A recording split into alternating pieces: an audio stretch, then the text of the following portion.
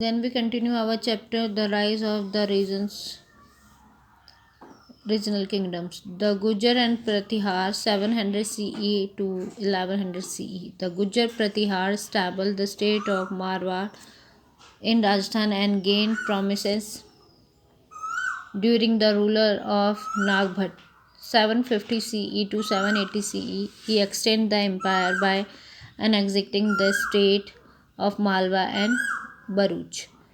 बेटा यहाँ पर जो गुज्जर और प्रतिहार थे उन्होंने मारवाड़ राजस्थान में अपनी शोहरत को हासिल कर लिया था।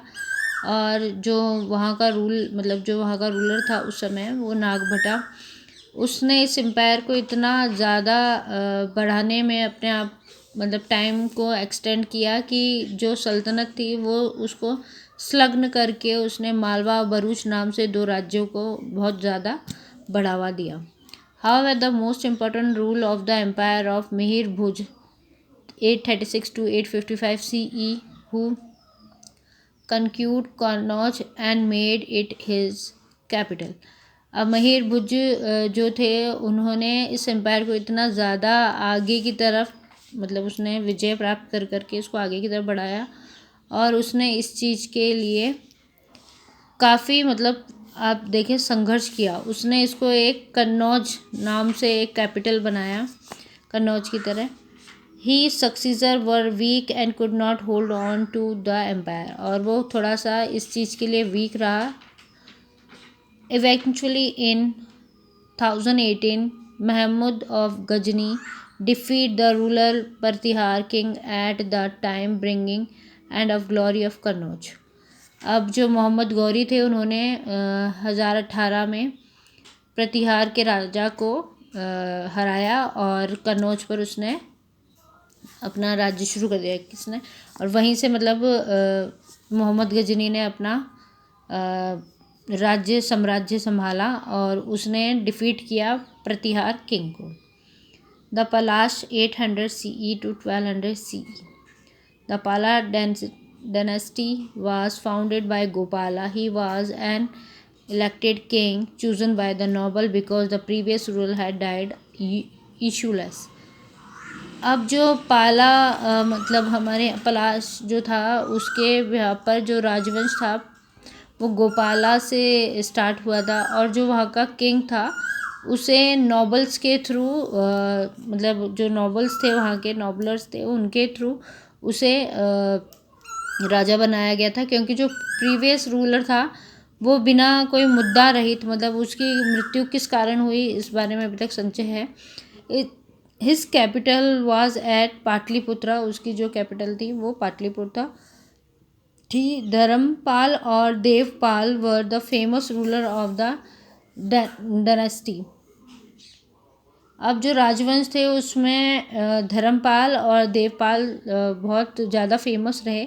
The extend the consolidated the Pala empire, they rule around the region of Bihar, Bengal and part of Orissa, Assam, with may ups and down for over 4 countries. In the middle of 12th century CE, Vijayasen founded the Sena dynasty and defeated the Palas.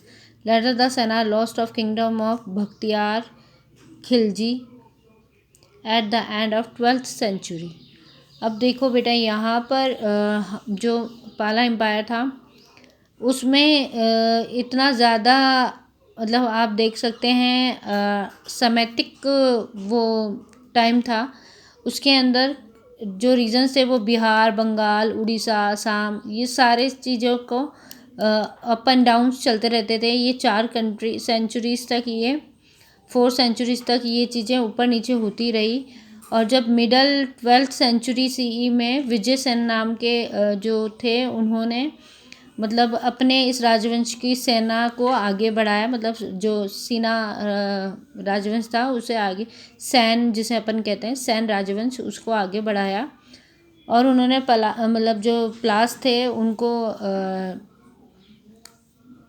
हराया। और उसके बाद बख्तियार खिलजी जो कि 12वीं शताब्दी में आया उसने सैन्स को इधर किंगडम जो उनका था साम्राज्य उससे छीन लिया।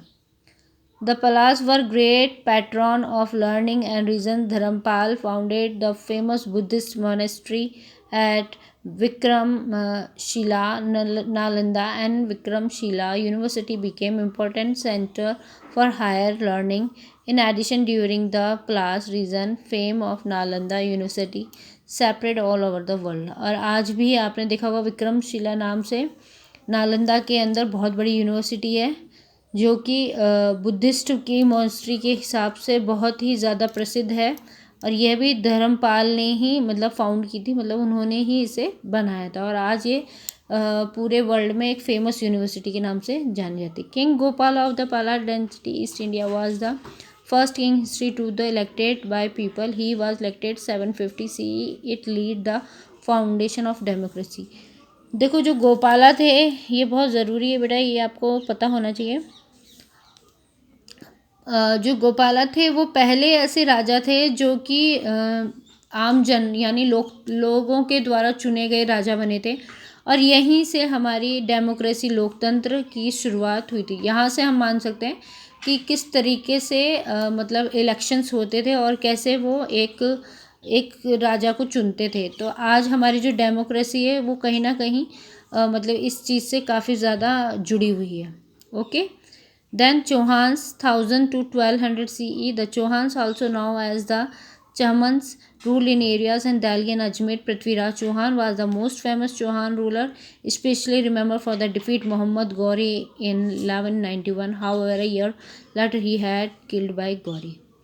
देखो चौहान्स के बारे में सबसे ज़्यादा यहाँ पर चहमन्स के थ्रू मिले, ये हमारे दिल्ली अजमेर के बीच के हैं। और पृथ्वीराज चौहान जो कि बहुत फेमस रूलर रहे थे, उन्होंने मोहम्मद गौरी को 1191 में हराया था। पर कुछ समय बाद ईयर लेटर उनको गौरी ने ही उसको मरवा दिया था। मतलब गौरी के थ्रू वो मारे गए थे, मोहम्मद गौरी ने उन्हें मरवा दिया था। The Chandels 1000 to 1300 CE. The Chandels ruler ruled over Bandal-Khan, the land between the Yamuna and the Narmada river, present day Madhya Pradesh area. ये भी यमुना नर्मदा रिवर जो है वो प्रेजेंट में कहाँ पर है, मध्य प्रदेश के एरिया में। The most powerful ruler dynasty was Kirtivarman. The capital was Khajuraho which has many beautiful and famous temples built by the Chandel. Chandels जो थे उन्होंने बुंदेलखंड, हमने जैसे पहले भी पढ़ा है कि काफ़ी चीज़ें उन्होंने इतनी सुंदर, उनकी कलाकृतियाँ इतनी ज़्यादा भव्य है। इतिहास में आज भी अगर आप खजुराहो जाते हैं और वहाँ पर उनके टेम्पल्स देखते हैं तो वो अद्भुत कलाकृति का केंद्र है। वहाँ पर बहुत ही सुंदर और बहुत ही आकर्षक, जिसे हम आज इंडियन हिस्ट्री में सबसे बड़ी एक खोज मानते हैं, जहाँ पर बहुत ही सुंदर तरीके से टेम्पल्स बनाए गए हैं। और जो कर्तिवर्मन थे उन्होंने ही मतलब जो वहाँ राजवंश थे उन्होंने इसको बहुत ही अच्छी तरीके से प्रस्तुत किया। और आज भी एज ए मतलब टूरिस्ट लोग जाते हैं इनकी कलाकृतियों को, उनके टेम्पल्स को, उनके मंदिरों को देखने। Okay, the Solankis. Gujarat was ruled by the Solankis, also known as the Cholyas of Gujarat. Siddharaj was the most famous Solanki ruler. The Solanki built many famous temples such as the Dilwara temple in Rajasthan and Madura Sun temple in the Gujarat. सोलंकीज़ में बेटा आपने देखा होगा सबसे ज़्यादा जो चौलियान्स of Gujarat थे उनके साथ ही इन्होंने भी, जैसे हमने अभी खजुराहो की बात करी थी, वैसे ही इन्होंने भी हमारे कुछ राजस्थान के अंदर दिलवाड़ा का जो मंदिर है वो देखने लायक है। उसमें भी उनकी जो कलाकृतियाँ बहुत ही ज़्यादा सुंदर हैं। और एक मदुरा सन नाम से एक टेम्पल है गुजरात में, वो भी बहुत फेमस है। The sun temple was build by king Bhimdev ने 1026 CE में इसे बनवाया था। It has a largest rectangular step tank which was use to store pure water. और यहाँ पर एक रेक्टेंगुलर शेप का एक टैंक बनाया गया है जिसके अंदर पीने के पानी को, मतलब प्योर वाटर जिसे हम कहते हैं ना शुद्ध पानी, उसको स्टोर किया जा सके। यानी कि कई चीज़ें हैं जो हम हमारे राजाओं से, जो कि पुरातात्विक उसमें हैं, जिससे हमें बहुत कुछ जानने को मिलता है। जिसमें जो द सन टेम्पल है वो भीमदेव के द्वारा बनाया गया था, और उन्होंने वहाँ पर एक टैंक भी बनाया जिसके अंदर वह शुद्ध पानी को रखते थे, और वो रेक्टेंगुलर शेप में बना हुआ था। Okay, that's all today. You have to test yourself, here some true and false. Please chapter को रीड करने के बाद ये खुद आप अपने आप से करें। Okay, that time stay safe and please follow the guideline by the government. Thank you everyone, stay safe.